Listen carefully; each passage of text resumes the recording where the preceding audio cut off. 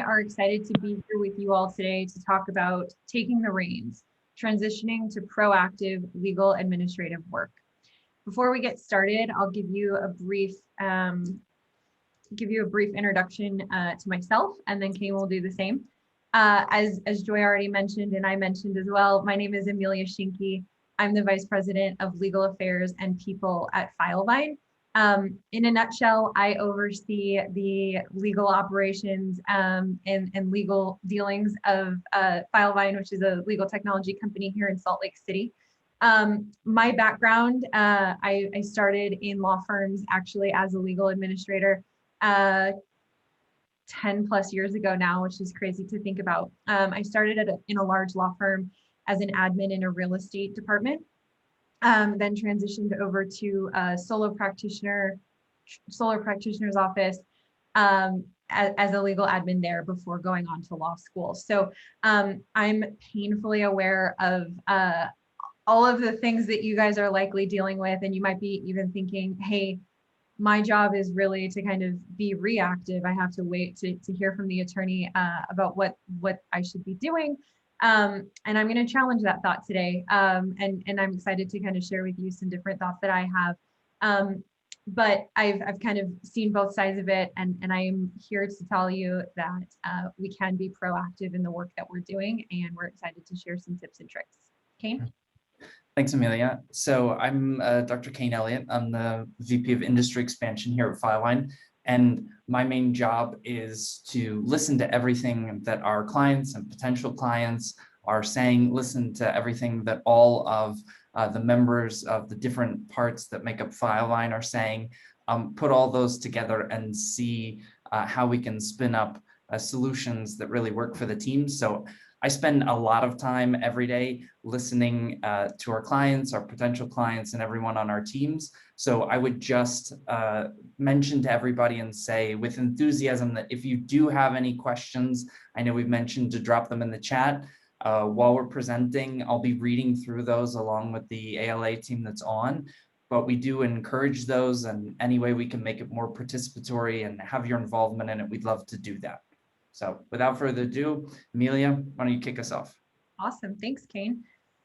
So before we get started, I think, it's really important to kind of start with this idea of proactive versus reactive and making sure that we have a solid definition of what reactive work looks like versus proactive work. So as you can see here, I've put some thoughts together. Proactive work allows us to anticipate and eliminate issues before they occur. It requires some awareness on our part and mastery of the roles and responsibilities to know how we can anticipate and stay ahead of issues as they're kind of coming down the pipe. Reactive work, on the other hand, is when you're responding to issues after they've already occurred. You tend to, not always, but oftentimes you're treating a symptom instead of an underlying issue. So if you find yourself consistently putting out fires, making efforts, but not making changes, working for an org, your law firm, instead of on the organization, or feeling kind of out of control in your day-to-day work, chances are you're reacting instead of being proactive to that work. On the other hand, proactive work allows us to make some small tweaks and changes to plan ahead and or avoid, or at least better anticipate those future issues. So Kane and I have highlighted and put together what we're going to be coining the 5 C's of proactive work. As a brief highlight, those 5 C's are collaboration, coverage, clarity, contact management, and centralization of data. We'll go into each of those throughout the presentation today. So for starters, we're going to talk about collaboration. I don't think that you can be proactive without a good team behind you and without proper collaboration. So, if you want to think about your world of work and the people that might make up your team, sure, there's your direct peers, sure, there's the people in your office, the attorneys with which you work, but I would also challenge you to think about your team as the clients that you serve. your colleagues, like I just mentioned, maybe a marketing team, whether it's in-house or outside, that you work with, your IT folks, they are definitely on our team and they help us more than we can ever give them enough credit for, right? Vendors, sure, you've got your Costco delivery people that are bringing kind of paper and pens and snacks and things like that. But you might also have some technology vendors that you partner with. They're definitely part of your team and they want to help. And opposing counsel, whether we like to think about them as our team or not, if we can kind of link up and align on objectives, they can be on the team. We can be working towards a similar goal, even with opposing counsel. So when we think about collaboration, we're thinking, hey, there's many projects, there's many stakeholders.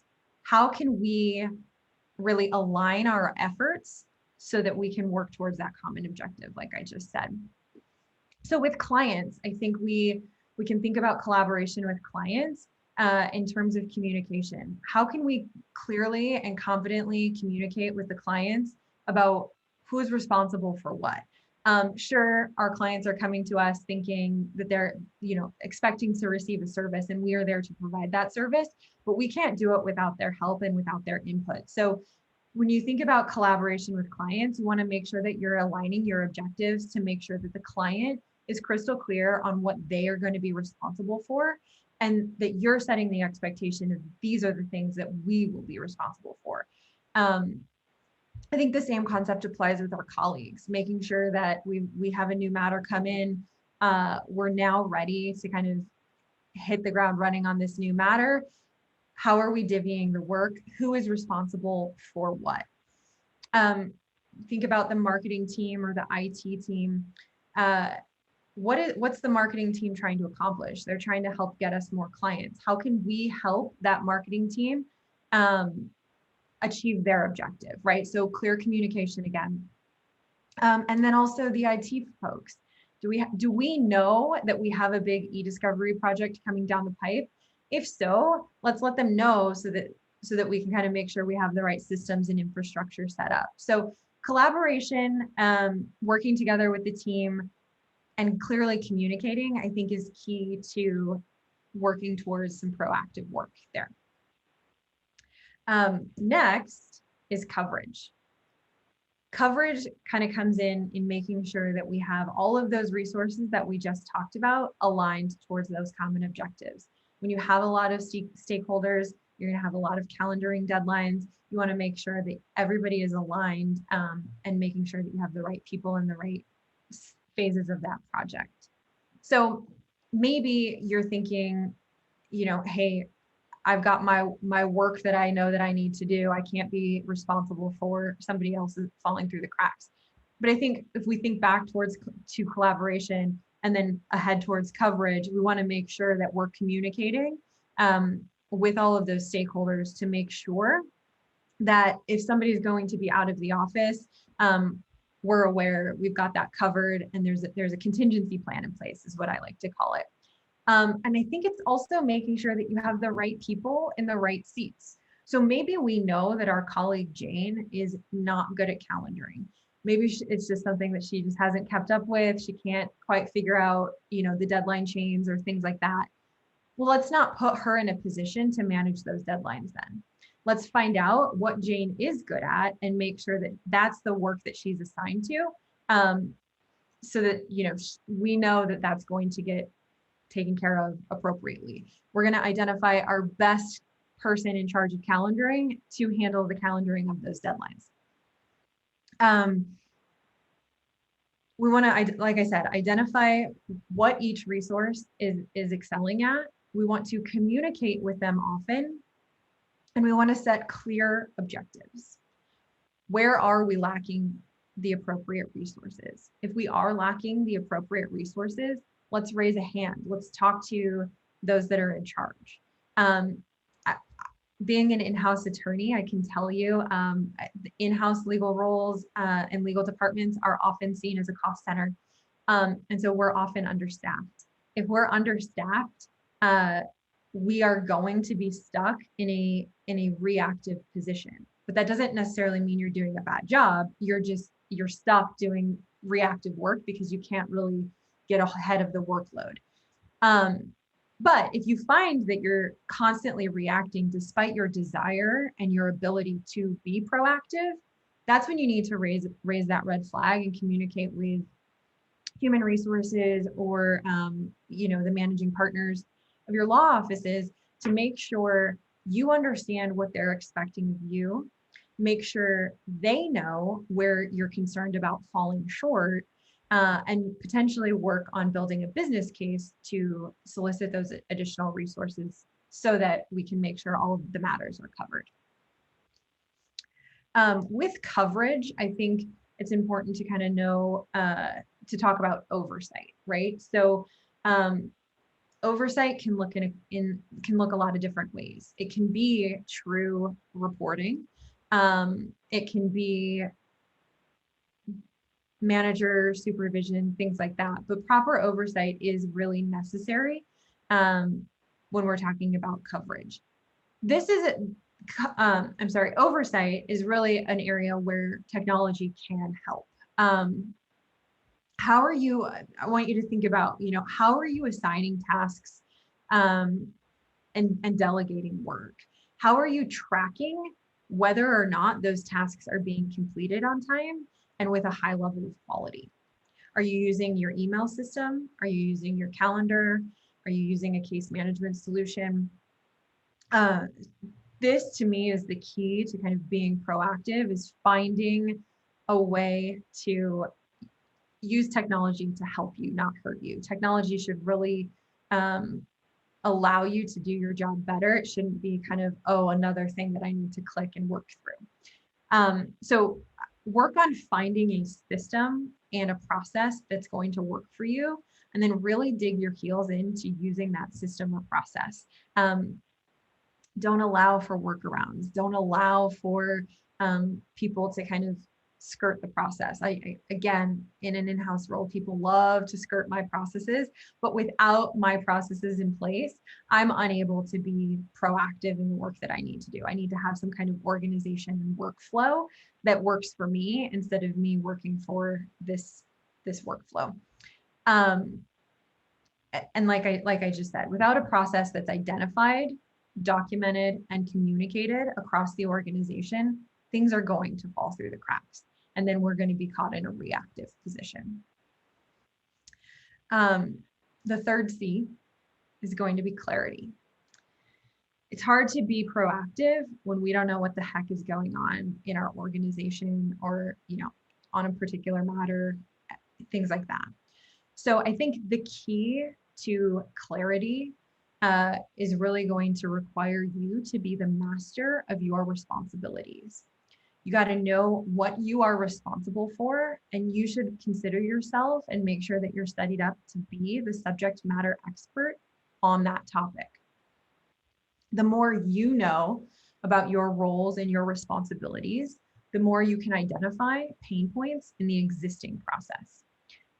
My admin is stellar, and she can point out holes in my process because she's actually the one that's kind of running that process. And so, in my mind, things might be working just fine, but she's like, hey, this is actually taking me 5 minutes to do. Here's what I'm thinking that we should do instead. And so she comes to me being proactive to identify holes in the existing process and with a recommended solution to make that better. And that's because she's very clear about what her roles and her responsibilities are within the organization. So she can be thinking, hey, I know this process inside and out. I know we can make this one change to make things better.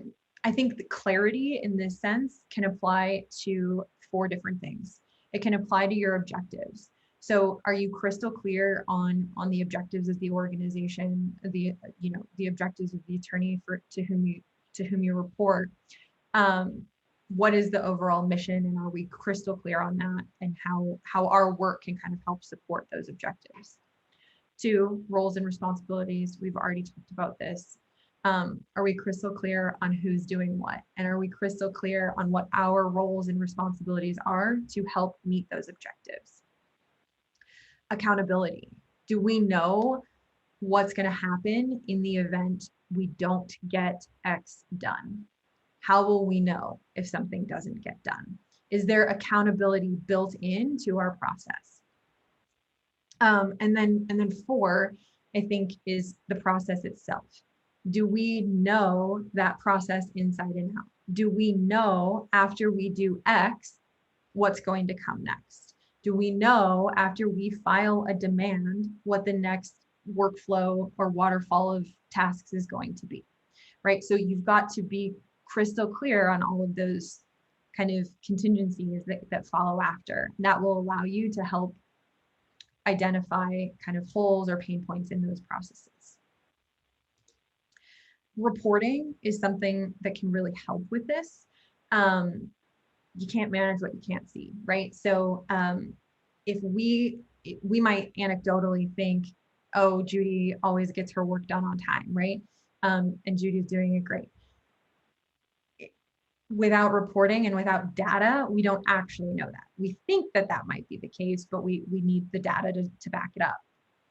So reporting can be actual productivity reports that would be generated through a technology solution, such as like a case management system or a project management system. But it can also consist of just workflows. Like I said earlier, I've just filed a demand, what comes next? And you can kind of set off a waterfall of tasks from there, such that only until X is complete can we move on to the next task. And that can be kind of a reporting mechanism in place. Reporting is really helpful because it adds the visibility that we need to be proactive. We use reporting at Filevine to make sure that we know what types of matters we're getting across our desk, which departments seem to be the most needy, to identify trends. And we also use workflows to make sure that, you know, simple everyday tasks are done in a very methodical, well thought out manner so that we can be efficient. We deal in volume. And so we want to make sure that even those repetitive tasks have a really good process to allow us to work through them in the most efficient, time-effective manner. And then clarity also comes into play with communication tracking. We've got to know where the communication is. We've got to stay organized so that we can be proactive. It's 2021. We have a ton of communication mechanisms that we can use to our benefit. But I would also challenge that sometimes the amount of communication technology available can actually work to our detriment if we're not smart about it.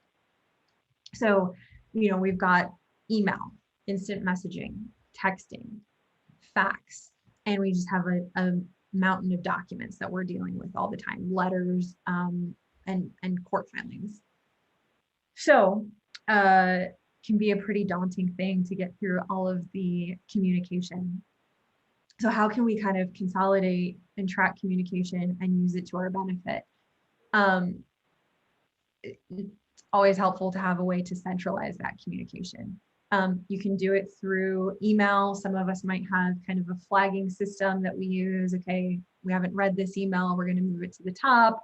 Instant message, we use Slack internally. I call it the great distractor, because everybody loves to just, you know, send instant messages all the time. They can get lost in translation. And text, right? Sometimes your firm might use texting to communicate with clients. We know in 2021, a lot of people would prefer to text back and forth than they would to pick up the phone and call someone. So we've got to find a way to consolidate these. This again is where a technology solution can really help. You could use a case management system to kind of combine all of these these communications into one solid project, so that you don't have to sift through email, instant message, text, and fax in hopes of finding all of the right communication and put it, kind of try to piece your story together. So consolidating communication can add to clarity. I'm going to let Kane kind of talk about how we can consolidate the communication tracking, and kind of some pain points that we might experience. But these are definitely some things that come up and can help us be more proactive.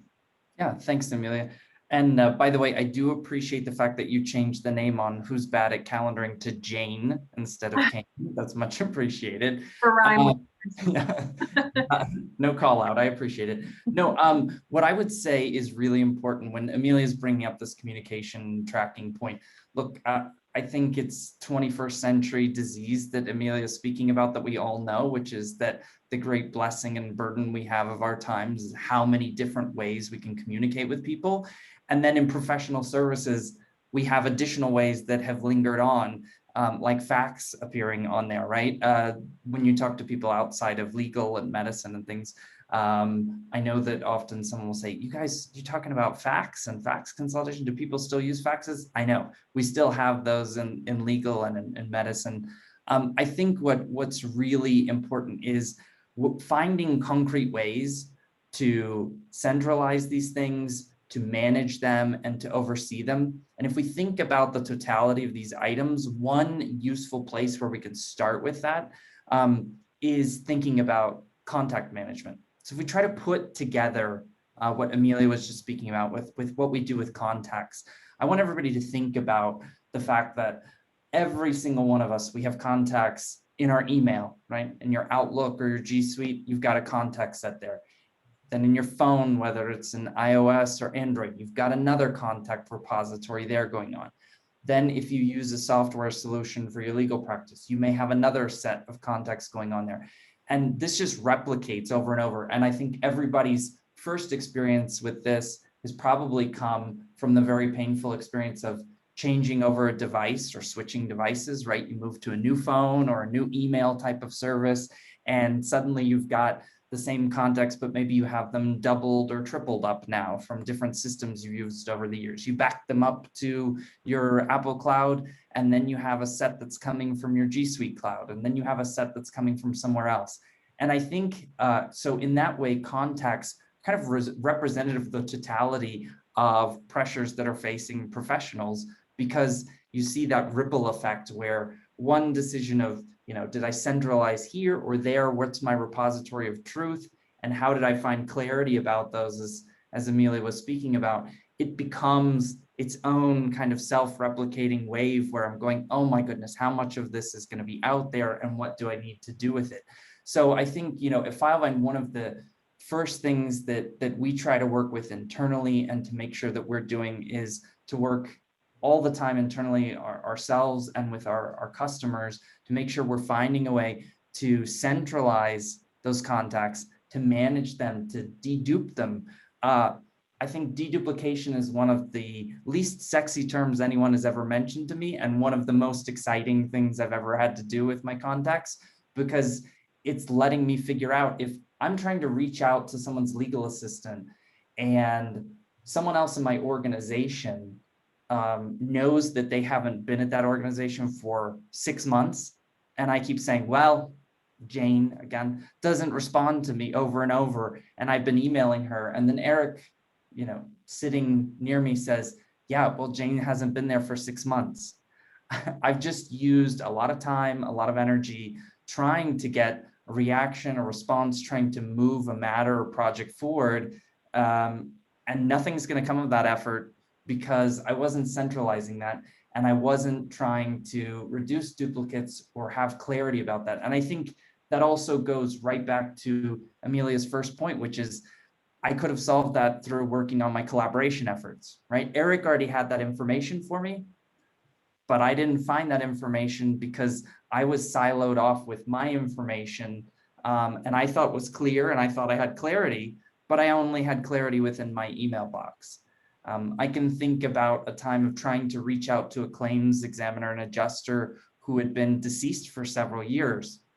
And I was reaching out with serious frustration that we weren't seeing a response.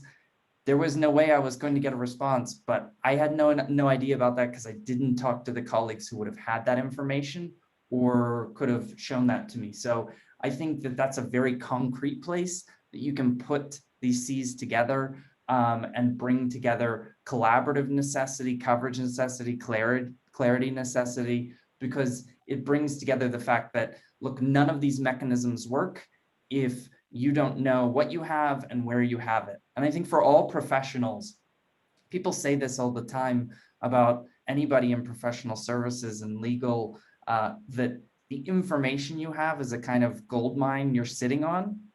But very often it looks like the jewel in the back of your closet that you haven't polished up, that you inherited at some point. And if you don't keep it polished up and don't know what's really there, you don't know the value of it, right?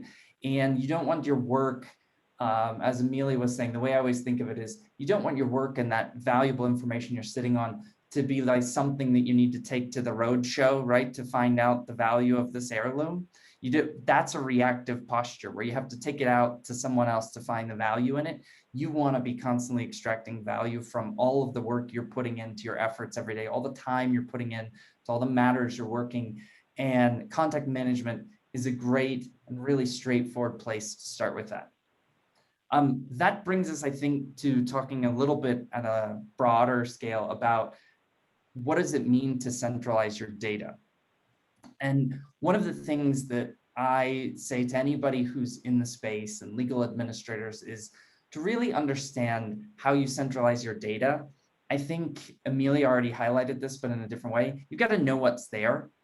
And so the first thing I would say to anyone involved in the space is you need to take a good look and do some internal discovery, right? Think about the discovery process that you go through when you're working a matter. Think about the discovery process that you go through when you're doing diligence on another item. In the same way, you'd pull up and try to look at case history that's relevant to a matter that you're working on. Think about that with your own organization.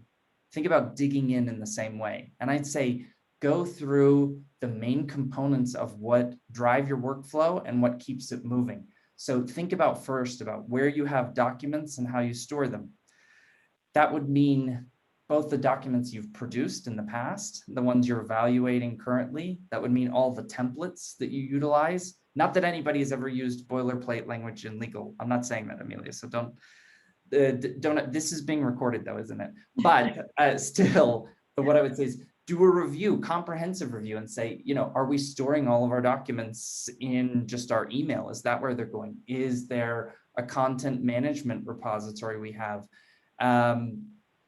Is there somewhere else where those are lodging? How are we sharing those documents, right? Are we just sending them through email, or are we trying to use best practices to send them in a link that's encrypted end to end so we lower the liability for our organization going forward? When you take up something like your communications, right? Evaluate how much are we living out of our email and what all is within that content? Am I also doing texting on the side that really belongs to the history of the matter or project I'm working in, but has ended up lodged outside because I'm using a different system for that? Are we using fax? Is that something that's an impediment to getting people in our organization to move forward because there's a queue and a line every day where people are waiting to get to the fax machine itself?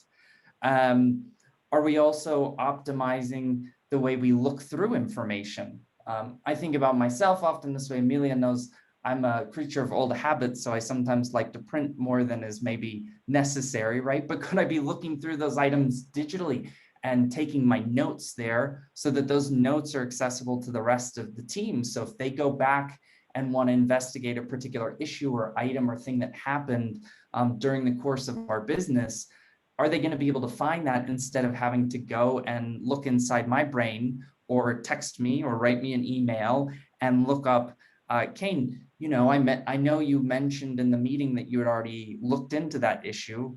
Where is that? And I can say, well, it's in my notebook.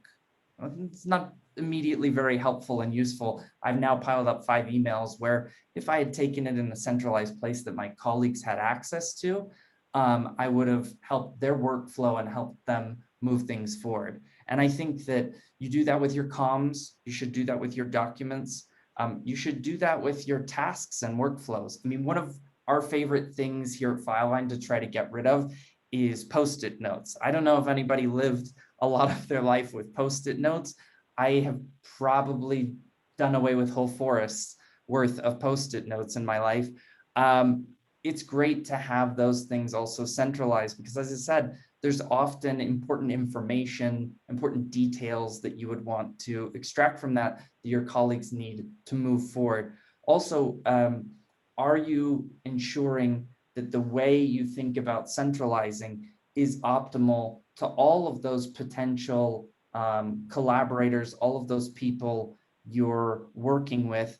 And I know, one of the people participating today had said, use OneNote to get rid of it. Yeah, that's a great solution. Things like that, absolutely, that you can utilize. It's in your existing technology stack to get rid of the additional information that needs to be available to your colleagues. But yeah, I would really say take a holistic totality and look at all of the things that you're working with, all the data and information that you have access to, and make sure that that's centralized in a way, again, that's optimizing for the way the whole team has to work. If you optimize that just for particular users or for yourself, it's going to be suboptimal, and it's actually not going to end up benefiting you. I think all of us know that personal information management, it becomes something that feels kind of private. So the example I always give is when you're organizing folders. I think everybody who's been around legal knows everybody has their particular feelings about what makes for the perfect folder structure. I've always said if you put 5 attorneys in a room, they will tell you 10 different solutions that are optimal for how you should organize folders. But the really hard work of getting on top of your process is getting people together and saying, listen, I have this standard preference for folders. I know you do too. Where's the meeting point where this makes it accessible for all of us? It's not an easy task. I don't think anybody necessarily likes to give up on their personal default preferences for how things should be stored or organized.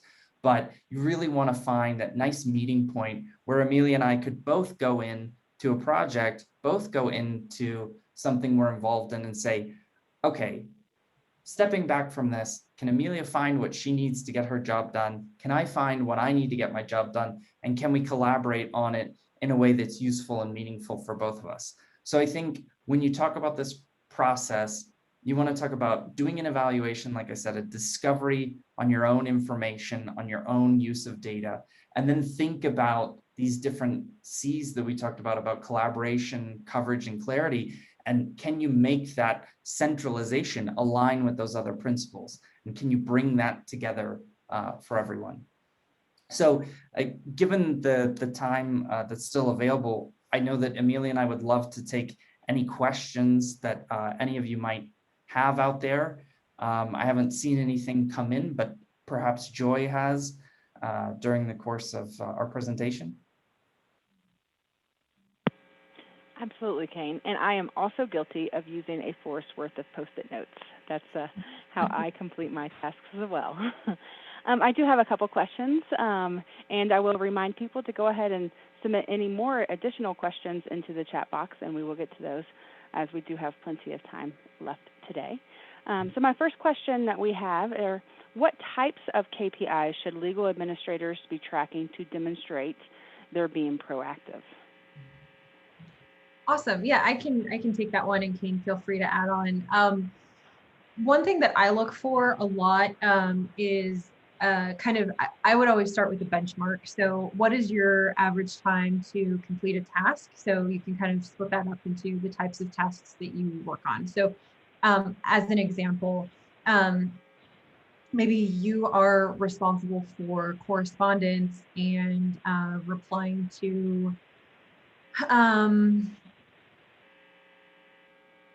I'll use my own wheelhouse of what I'm comfortable with. So, delivering correspondence and kind of setting up some initial templated docs to go out. I would start with the benchmark. So again, going back to the reporting, where are you at today? And then I would kind of measure that over time to kind of show a decrease in turn time is really what I would look at. So turn time, and then also like client correspondence. So how long is it taking you to reply to clients as they're coming into you? Those are two that I would look at, and you'd want to make sure that you're kind of showing a shrinking time, because that to me would show that my admin has put in place the process to kind of get through the volume of that work in a much quicker manner. So some things that my team does, we have templated correspondence that goes out where we kind of use the same shell, and we can use kind of merge tags or things like that to fill out the rest of that correspondence. And we use reporting to make sure that we understand when the request came in and when it was closed out. So those are two that I would recommend. Kane, do you have any others? Yeah, I would add a little twist to what you're saying, Amelia, which is that when I'm looking for, indicators of performance within our organization or making recommendations to clients, one of the first things that I look at and take up with reporting is looking at exactly the kinds of outcomes that you're talking about measuring, Amelia, but I also look at team composition. And the reason that I try to combine those together is very often within organizations that are delivering, that have legal deliverables, you may find that the outcomes are differing between team A and team B. And when you look at the composition, what's often the case is it's not the composition of the team members necessarily that are having that different impact on outcome or speed of delivery, but it's very often a process element. And so what I try to figure out is, listen, if team A is having much quicker or much more desirable outcomes than team B, before saying, well, John on team A probably doesn't know as much about it, what I try to figure out is there something different that team A is doing than team B that's producing that difference in outcome? So what I like to do is look at that as a way to really dive in to the management of the workflow and the management of the actual actions that are being taken each time, and see if there's a way to standardize that process so that team B can be delivering at the same rate as team A. That's great. Great, thanks for adding to that. I do have a question. Here in the office, we use Teams, Zoom, and Daylight. We must centralize communication by subject or talk to IT so that only one platform is used. What would be your recommendation? So I can start with that one, Amelia, if you want. Yeah, the first thing I would do is I would figure out, with your stakeholders and in your organization, if there's something you could do platform-wise that you could bring those together. That does become very difficult when it's distributed between places. So I'd first look at, one is, is that something where there's alignment between different team members and decision makers to say that it is something that you can do to centralize in a particular system. And then I would say in terms of subject matter and how you would do that, I think there are rarely any cases where I've seen firms or organizations that on their own can come up with exactly how everyone should be centralizing or containing that. So I think that that's something that, when we work with clients, we try to make the process very consultative so we can go in and really discover how it is they're tracking things. I think by default in most legal organizations, right, people are tracking by matter or what we call projects in Fileline. But I think there are also a lot of other ways that we try to enable people to do that. One of the primary ways I would think about people using that is start with something that you think is low-hanging fruit in terms of your ability to centralize. So one of the places to start there would be, take a look at your forms. Amelia mentioned how many form documents we all have. I think, I mentioned that as well because it's a constant part of anybody working in legal and something everybody wants to standardize, start there, because you're unlikely to see a lot of friction on people wanting to centralize around what kinds of templated documents you're working on.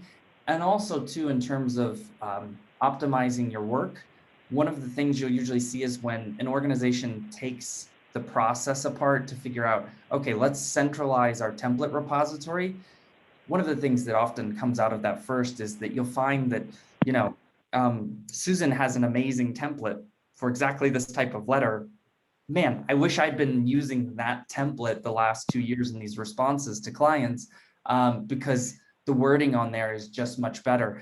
So I think one thing to do is, if you do that with your IT team, and I think the question we got was, about how to do that, I'd make sure that the work with the IT team on doing that kind of centralization doesn't cut out an essential piece, which is, can you help improve your work product while you're undergoing that process? So what I would say is, it's not just enough to pick a different platform or change a platform or buy into a certain platform. The technology itself, and it's going to sound crazy working at a legal tech company, but the technology itself doesn't solve the workflow organization problems. It's the humans engaging with the technology.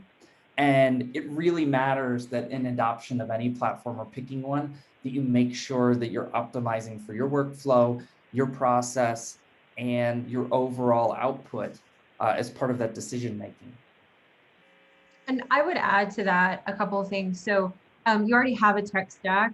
So, in the event there's not an appetite to kind of buy more of a centralized platform, you should be looking at ways to make that technology work for you. So Microsoft Teams is kind of similar to Slack in that it's an instant message tool.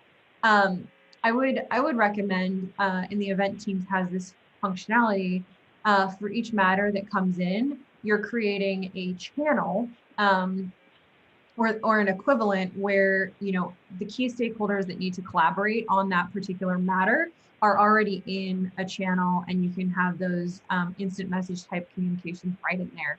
Same concept applies for your email provider. You can create distribution groups. So you could say the Smith matter needs to have these 5 people on all correspondence, and that would be, the attorney in charge, any kind of associate attorney, any kind of paralegal and legal administrator. They should be CC'd on all Smith matter correspondence. And so those are just some kind of tips to help centralize that communication and make the technology work for you. And I would imagine your IT team would be able to help you set something like that up. Great, thank you. Yeah. And then Amelia, we'll come back to you specifically. What specific tool has led to the most dramatic change in the way you and your team operate? Sure, I think that's a good question. I think for me, being that my team deals in volume, it's been a ticketing system. So we use our own internal software to create a ticket system. So any stakeholder that needs the legal department's assistance on a matter goes into the ticket system. They submit a ticket with their request. It goes into a queue. And then my team of admins can kind of filter through those, mark the requester's place in line, so that we can make sure that we're kind of moving through those requests methodically and in order. And they can identify, hey, is this something that I can handle personally? Is it a form? Is it something that just needs to go out? Or is this something that one of the attorneys will need to do some research on, review, markup, sign, what is going on here, and then kind of assigning that out. So I couldn't do my job without a ticketing system, because without it, it would be email requests, walk-up requests, Slack requests. And so kind of that, again, that common theme that we've been talking about, centralizing the incoming data, and then kind of using that to my benefit. Great, thank you.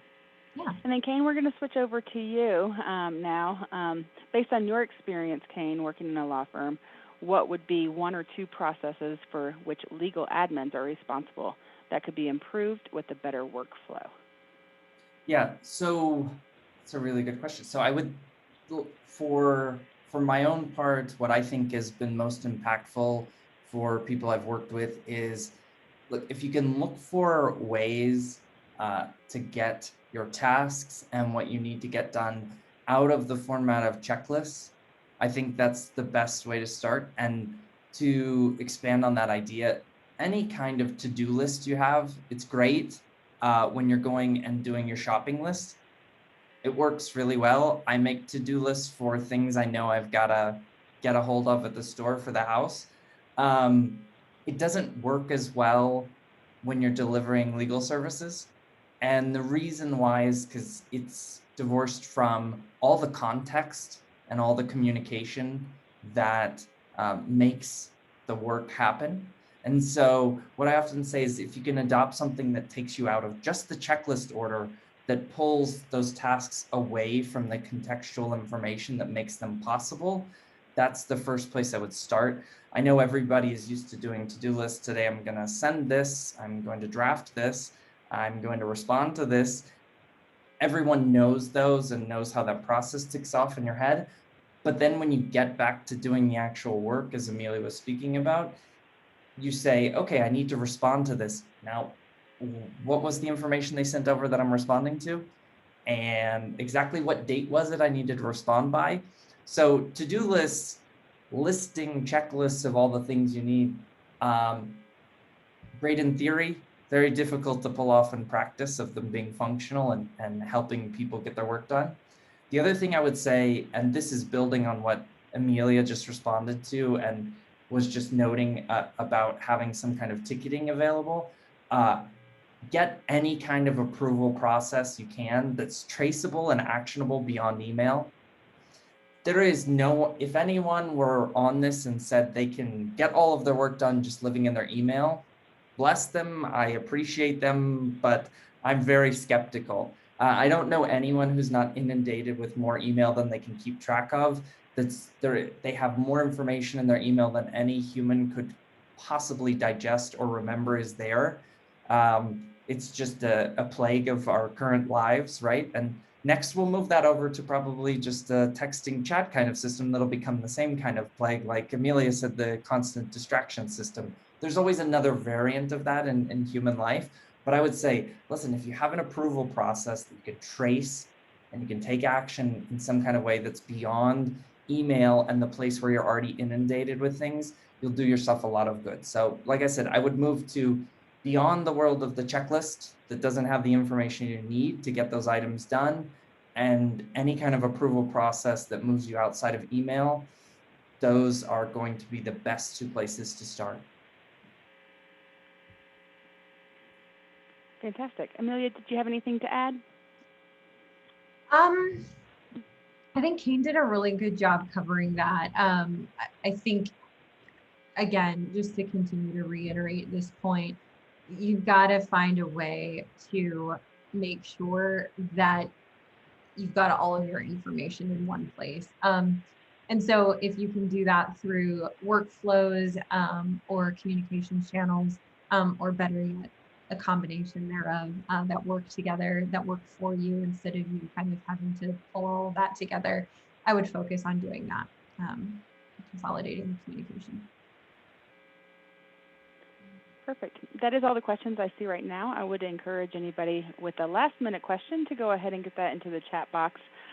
Kane or Amelia, if you have any closing remarks while we look for those last few questions, this would be well, first thing I'd like to say is that I'd like to thank the ALA for hosting us and helping to put this on, and all the attendees who are there. Appreciate everybody's participation today and spending some time with Amelia and I. Yeah, thank you all for attending. Happy to answer any questions after the fact if they come through. Well, thank you both, Kane and Amelia. Great presentation, great information that you shared today. We really do appreciate it.